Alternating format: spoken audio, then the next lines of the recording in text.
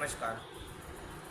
આજે આપણે તબલામાં દીપચંદી જે તાલ છે 14 માત્રાનો એની આપણે ભજનમાં આ બધા જે ભજનમાં સંતવાણીમાં જે તબલું વગાડે છે એમાં મોટાભાગે દીપચંદી તાલનો બહુ ઉપયોગ થાય છે. તો આપણે દીપચંદી તાલ પહેલાં શરૂઆતમાં સ્ટાર્ટિંગમાં ધીમી લઈ એમાં જે કેવી રીતે સ્ટાર્ટ થાય તબલો એમાં એ આપણે અત્યારે જોઈએ, બરાબર. તો શરૂઆતમાં જે લય છે એની વિલંબિત લય એટલે કે મીડિયમ લય હોય છે. ભજન સંતવાણીમાં કેવી રીતે તબલો વગાડે દીપચંદીનો મોટાભાગે ઉપયોગ વધારે થાય છે. તો જોઈએ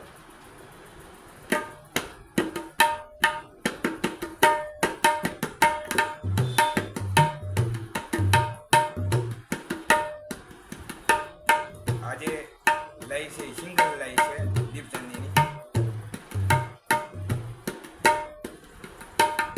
પછી એની દુગુન એટલે કે ડબલ એ આવી રીતે.